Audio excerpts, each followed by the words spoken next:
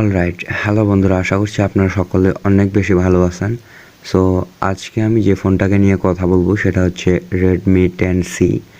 এই ফোনটা আমি গত 6 মাস ধরে ব্যবহার করতেছি এবং এই 6 মাস ধরে ব্যবহার করার পর আমার কাছে ফোনটা কেমন মনে হয়েছে সব কিছু আমি এই ভিডিওতে ইন ডিটেলসে বলবো। সো চলুন মূল ভিডিওতে যাওয়া যাক। আর মূল ভিডিওতে যাওয়ার আগে ছোট্ট একটা রিকোয়েস্ট, আপনারা যারা আমার এই চ্যানেলের নতুন দর্শক অবশ্যই চ্যানেলটিতে সাবস্ক্রাইব করে রাখবেন এবং ভিডিওটিতে একটা লাইক করে দেবেন।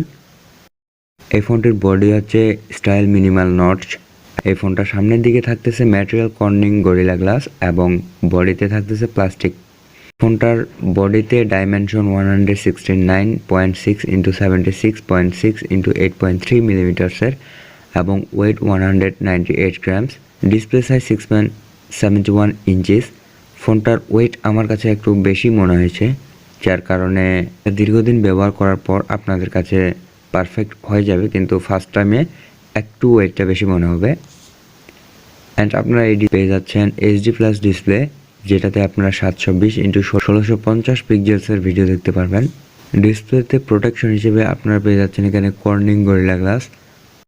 এই ফোনটাতে আপনারা ইউএসবি টাইপ সি পেয়ে যাচ্ছেন এবং ওটিজি সাপোর্টও পেয়ে যাচ্ছেন। আপনারা ফিচার হিসেবে আরেকটিও সুবিধা পেয়ে যাচ্ছেন, যেটা হচ্ছে মাল্টি টাচ। এই মাল্টি টাচের কারণে আপনারা ফ্রি ফায়ার খুব স্মুথলি খেলতে পারবেন। এবার আসা যাক ফোনটির ক্যামেরা সেকশনে। এই ফোনটিতে ক্যামেরা সেকশনে আপনারা পেয়ে যাবেন ডুয়াল ক্যামেরা সেটআপ, যার রিয়ার ক্যামেরা হচ্ছে 50 মেগাপিক্সেলের এবং 2 মেগাপিক্সেলের একটা মাইক্রো শুটার। ফিচার্স হিসেবে আপনারা পেয়ে যাচ্ছেন এখানে পিডিএএফ, এলইডি ফ্ল্যাশ লাইট এবং ডেপথ সেন্সর, এসডিআর, আরও অনেক কিছু। অ্যান্ড আপনারা এই ফোনটির ক্যামেরা দিয়ে ভিডিও রেকর্ড করতে পারবেন 1080pতে।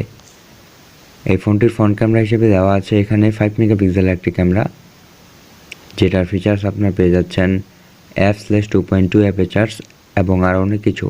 এবং এই ক্যামেরাটি দিয়েও আপনারা ফুল এইচডিতে 1080pতে ভিডিও রেকর্ড করতে পারবেন।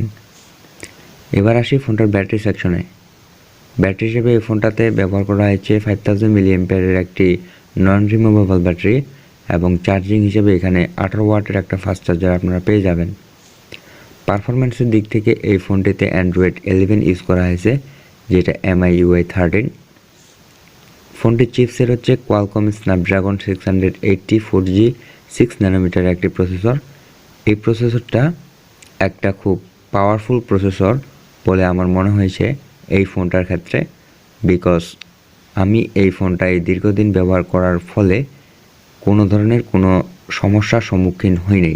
তবে ব্যাটারিটা একটু লেম মনে হয়েছে, কারণ যতক্ষণ ফ্রি ফায়ার খেলা হয়েছে ঠিক ওই সময়টাতে ব্যাটারির একটু ড্রেন আমার কাছে মনে হয়েছে।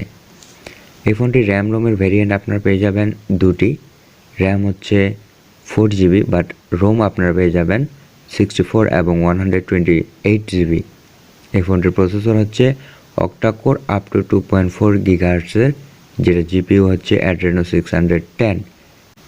হাই গ্রাফিক্সের ফ্রি ফায়ারও খেলে দেখছিলাম, যেটাতেও কোনো ধরনের ল্যাগিংয়ের দেখা পাইনি।